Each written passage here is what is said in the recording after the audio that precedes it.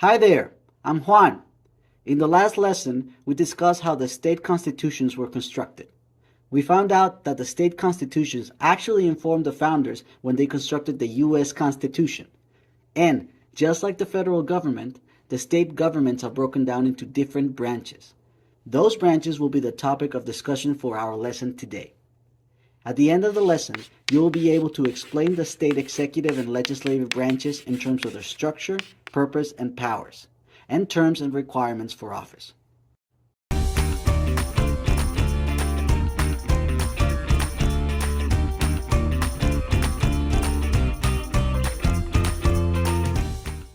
Let's begin. Article 4, Section 4 of the U.S. Constitution is a clause called the Guarantee Clause. It guarantees a Republican form to all states. This clause mandates representative forms of government for the states. It also requires that the state governments have a constitution. And although three branches of government are not mandated, all state governments have three branches. These three consist of an executive branch, which enforces law, a legislative branch, which creates law, and a judicial branch, which tries cases and interprets law. Of course, there's more to the story than just that. Let's start with the executive branch. Have you ever taken an elevator? Did you know that the state government is in charge of inspecting elevators before they are used? That's why you see the name and face of whoever is in charge of this right there when you're waiting to get to the next floor. And that's the beauty of smaller state governments. It is much easier to hold these officials accountable and know who's in charge of what. The structure of the executive branch consists of a governor, who is the head official. Some states have a lieutenant governor as well, who is elected in a separate election. Aside from the governor, there are executive boards, departments, and commissions. Most states have a wide range of different types of executive structures. Some examples of these include state school boards of public education, justice departments, and labor commissions. These are headed by a mixture of elected and appointed positions. Some of these have further agencies underneath them. For instance, state bureaus of investigation are typically part of the Justice Department. Still, others have something called a Council of State. This is a governing body that has more co-equality with the governor. These councils are filled with department and commission heads. Let's talk about power. Who's got the power, baby? Well, the governor. The governor is chief executive, and most governors get the super important power of creating executive orders. Governors are tasked with the execution of the law, and the governor directs policy through state departments and commissions. The governor is also the legislative leader. The governor has got the power to veto bills and the power to promote different legislative packages. On top of that, the governor has the power to sign legislation into law. Aside from the legal duties, the governor is the commander-in-chief, meaning that the governor is the head of the state guard. The governor proposes a budget and attempts to also manage employment. That's a lot of duties. So, how long do these guys stay in office? Governors are typically elected every 4 years and, depending on the state, are limited to 2 terms. The age requirement to be governor varies, but usually is around 35 years old. Many offices within the executive branch are elected rather than appointed. I wonder why? Because the state is closer to the people, and so the government reflects its democratic purpose. Just in case you are considering being governor one day, or some other executive official, we want you to show what you know so far. Write the answer to these questions in your notebook. Explain the executive branch's structure. What is the purpose of the executive branch? What are the governor's powers? What other terms a governor serves?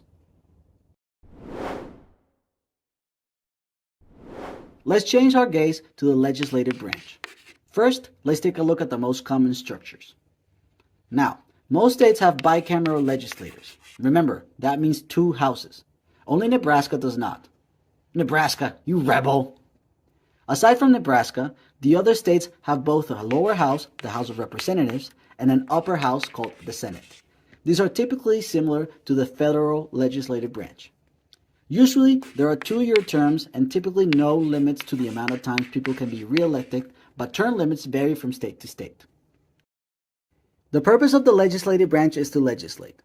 Okay, I know. Let me rephrase. The purpose of the state legislature, typically referred to as the General Assembly, is to create laws.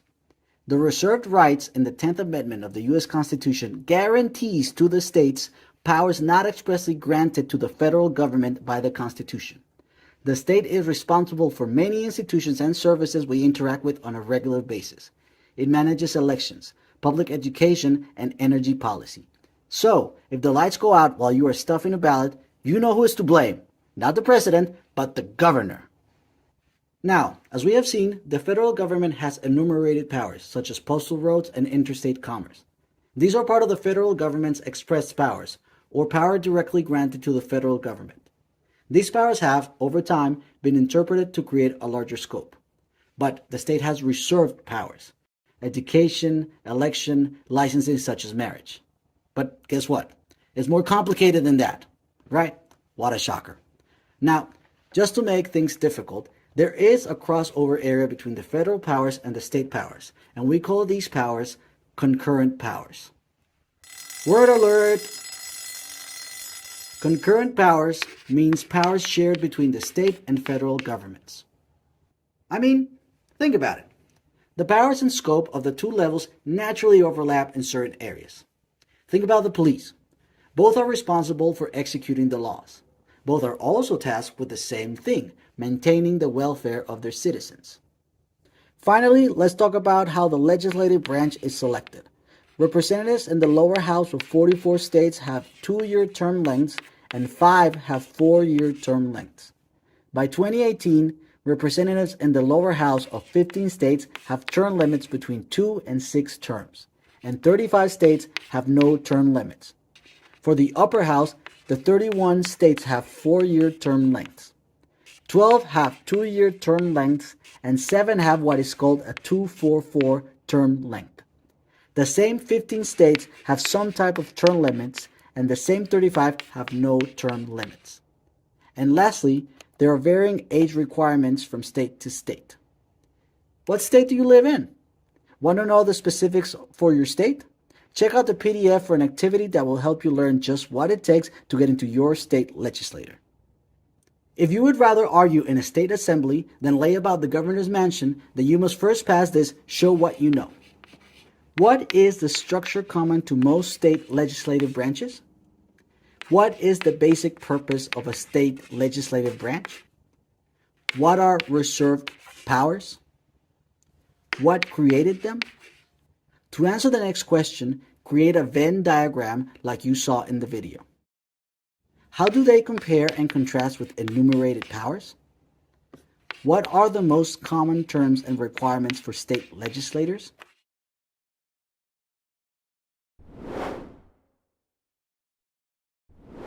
We made it to the finish line! Let's recap. Each state is guaranteed a Republican form of government by the Constitution. In general, they have 3 branches that mirror that of the federal government. State executives are called governors. The state executive branch is composed of many other elected officials. The legislative branch has reserved powers and concurrent powers. In our next lesson, we will analyze the state judicial system in terms of structure, selection, and process. But that's it for us today. Have a great rest of your day, people, and remember, vote, debate, and participate!